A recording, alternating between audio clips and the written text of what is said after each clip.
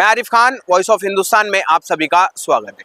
पिछले जुम्मा को मुमरा के एमएम वली कब्रस्तान, एमएम वली के सुन्नी कब्रस्तान में हम मौजूद थे। हमारे एक पत्रकार साहब वालिदैन का इंतकाल हो गया था, तो यहाँ पे आए थे, हमने खबर दिखाई दी आपको। यहाँ पर भरनी का काम चालू किया गया था, बड़े बड़े पत्थर उसमें भरनी की जा रहे थे।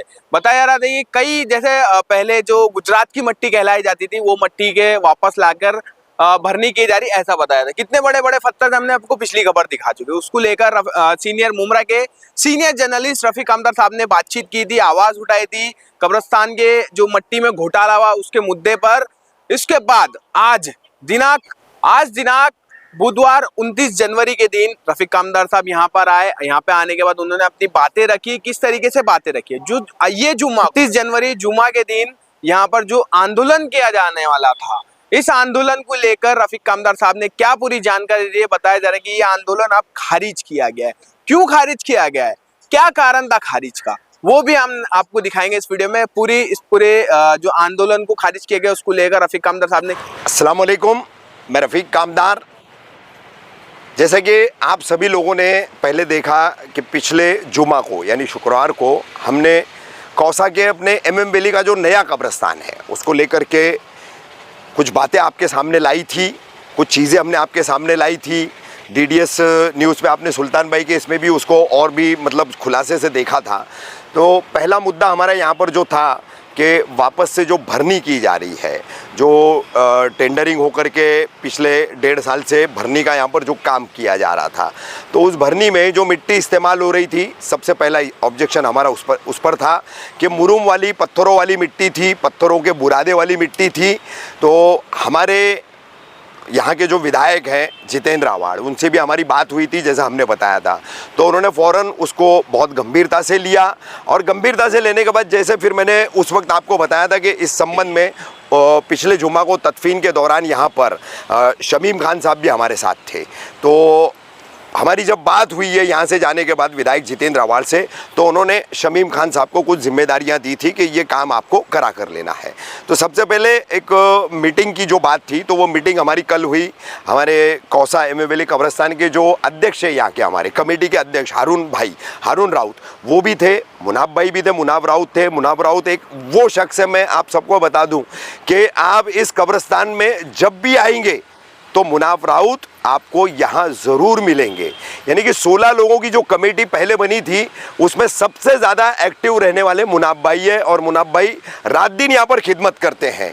अब मसला ऐसा है कि मुनाफ भाई अकेले पड़ जाते हैं, बाकी के कमेटी के मेंबर नदारद रहते हैं, गायब रहते हैं। इसके लिए मुनाफ भाई अकेले कितना क्या कर लेंगे, और मुनाफ भाई अपनी बात प्रशासन तक कैसे पहुँचाएंगे। तो बहरहाल आज हम सब लोग इकट्ठा हुए हैं और सब जो है अब इस मामले को बहुत ही संजीदगी से ले रहे हैं। इस वीडियो के बाद एक और वीडियो बनेगा, उसमें यहाँ पर हमारे उबैद भाई हैं, हमारा मुज्जू है जो कब्र खोदने का तमाम काम करते, कुछ मसले हैं उनकी ज़बानी में बातचीत करके आप तमाम लोगों तक वो बातें पहुँचाऊँगा। लेकिन सबसे पहले मिट्टी की भरनी का जो मामला था, तो आपको सबको बता दूं कि अपने सबके ऑब्जेक्शंस के बाद वो मिट्टी की भरनी रोक दी गई है। यहाँ से काफ़ी सारी मिट्टी जो है वो हटा ली गई है। हटाने के जो है मंगलवार के हमारे पास वीडियोस भी है, हमने आकर के देखा था, बाकायदा जेसीबी लगा करके वो मिट्टी यहाँ से हटाई जा रही थी। अब यहाँ पर हमने मांग की है कि मिट्टी की भरनी कब्रिस्तान के निर्माण से लेकर अब तक काफ़ी हो चुकी है, बहुत ज़्यादा हद तक जो है मिट्टी की भरनी हो चुकी है। अब वो कैसी मिट्टी है, क्या मिट्टी है, उस पर बार बार बात नहीं करेंगे, लेकिन इस पर अभी हमारी मांग है कि जो सॉल्ट सैंड चाहिए, यानी समंदरी जो खारी रेती होती है, बालू चाहिए, जिससे काफ़ी सारी ज़मीन में जो है मुर्दा गलाने में, कफन बरगे आदि गलाने में ये काफ़ी कारगर साबित होती है। तो वो बालू की भराई जो है यहाँ पर कराने की मांग हमने की और उसको मान लिया गया है, और इस ताल्लुक़ से काम भी किया जा रहा है। जो इस तरह की सैंड जो है, सॉल्ट सैंड और बालू जिसे कहा जाता है समंदरी रेती, उसके सप्लायर से बातचीत शुरू हो चुकी है, कॉन्टैक्ट शुरू हो चुके हैं। ये आपकी जानकारी मैं लाके दे रहा हूँ। तो ये दो अहम मसले थे भरनी को लेकर के और बालू डालने को लेकर के। तो इस पर रजामंदी हो चुकी है, भरनी का काम रुक चुका है, मिट्टी हटाई गई है, बालू लाने का प्रोसेस अब शुरू हो चुका है और बालू यहाँ पर डाली जाएगी। जिसके चलते आपको बता दूँ कि सबसे बड़ा फ़ायदा ये होगा कि बारिश के दिनों में कुछ हिस्सों में जो पानी निकलता है, पूरे कब्रिस्तान में नहीं निकलता है, कुछ हिस्सों में निकलता है, तो वो बालू जो है वो पानी सोखने का भी काम करेगी, पानी को जो है वो जज्ब करेगी। जज्ब करने की वजह से जो है कब्रों में पानी बेहद कम हो जाएगा, न के बराबर हो जाएगा, और जो भी मैयत रहेगी उसकी जो है उसको तकलीफ़ें भी नहीं होगी, उनके घर वालों को भी तकलीफ़ें नहीं होगी। अब यहाँ पर कमेटी का जो मुद्दा था, हमने मांग रखी थी कि कमेटी में जितने इनएक्टिव लोग हैं उन सबको हटाया जाए, तो उस पर भी रजामंदी हो गई है। हारून राउत जो है हमारे कौसा के मेरे काफ़ी पुराने दोस्त हैं, मेरे भाई हैं, वो मुनाफ भाई के साथ यहाँ पर लगे रहते हैं। अक्सर जब भी उन्हें बुलाया जाता है वो जिम्मेदारी निभाते हैं। लेकिन एक बात जो सामने आई है पूरी बातचीत के दौरान कि प्रशासन सुनवाई नहीं करता है, तो इंशाल्लाह आगे देखेंगे, बात हारून भाई की हो, मुनाफ भाई की हो या हमारी भी हो, कौसा के ये एमएम वैली कब्रिस्तान में आने वाले हर मैयत के घर वालों की किसी की भी बात हो प्रशासन को सुननी पड़ेगी। अब उस तरह की कमेटी यहाँ पर बनाई जा रही है, उस तरह की कमेटी यहाँ पर तश्कील की जा रही है। नए लोगों को उसमें लिया जा रहा है जो वक्त देंगे, जिम्मेदारी निभाएंगे, ऐसे कई लोगों को इसमें जोड़ा जा रहा है। तो ये तमाम चीज़ें जो है और खुलासे से एक हफ्ते के अंदर अंदर आपके सामने आ जाएगी, जिसमें बालू ला करके कैसे उसका काम किया जाएगा वो एक रहेगा, कमेटी का दूसरा मुद्दा रहेगा।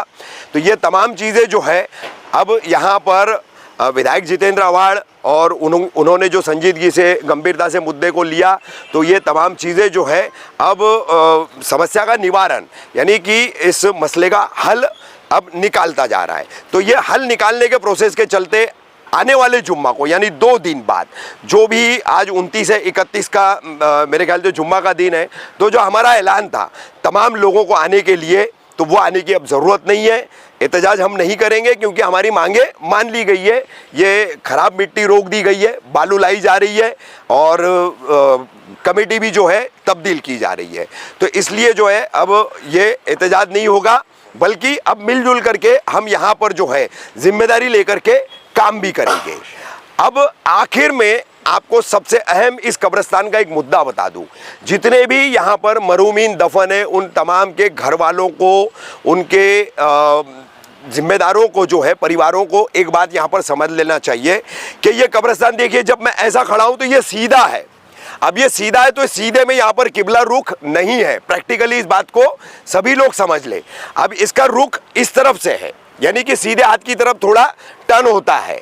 तो अक्सर यहाँ पर एक दिक्कत आती है कि हमारे उबैद भाई है, उनके साथी है तमाम, कब्र खोदने के दौरान लोगों को बताते हैं कि किबला रुख ऐसा है। आप शरीयतन समझ ले, दीनी एतबार से समझ ले कि मैयत का मुंह किबला रुख नहीं रहेगा तो वो इस्लामिक तदफीन नहीं मानी जाएगी। इस बात को समझ ले अच्छे से। तो कब्र खोदो आपको बताते हैं, फिर तमाम लोग जिद करते हैं कि कब्र को सीधी कर दो। तो कब्र को सीधी करने के चक्कर में पढ़ करके आप जो है तदफीन का मामला है ख़राब करके मत लो।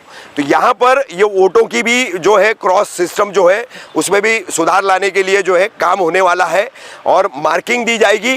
तो कब्रें क्रॉस बनती है यहाँ पर, क्योंकि किबला रुख क्रॉस है, तो आप उनको कायम रखें और अपने मरहूमीन को जो है किबला रुख होने से महरूम न करें। एक और कब्रिस्तान में अपना मुद्दा था जो कफन नहीं गलने का। तो आपको बता दें कि जो कफन आ रहा था उसमें पॉलिस्टर मिक्स था, तो पॉलिस्टर जल्दी गलता नहीं है। तो अब कफन भी बदली किया गया है, फ़ौरन अभी उस पर चेंजेस भी किए गए हैं, और क्या उसमें सुधार ला सकते हैं, क्या गुंजाइश हो सकती है, उस पर भी बात हो रही है और उसको भी किया जाएगा। तो अब यहाँ पर वो पॉलिस्टर वाला कफन नहीं इस्तेमाल होगा।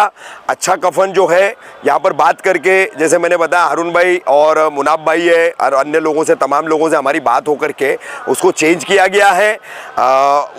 उसकी हमने जो है तस्दीक भी उबैद भाई और मुज्जू इन लोगों से कर ली है कि वो कफन जो है अब इस्तेमाल में नहीं लाया जाएगा। लेकिन जो अपने तौर पर अपना कफन लेकर आते हैं, जो यहाँ पर मैयत की चिट्ठी या तदफीन की खबर दे करके जो चिट्ठी ले जाते हैं, जो यहाँ से कफन की पेटी नहीं लेके जाते हैं, कफन नहीं ले जाते हैं, अपना कफन लेकर आते हैं, तो वो थोड़ा सा कपड़े के ताल्लुक से ध्यान रखे कि कपड़ा ऐसा हो कि जिससे मैयत की उरियानी भी ना हो और वो कपड़ा एज ए कफन जो है यहाँ पर गल भी जाए।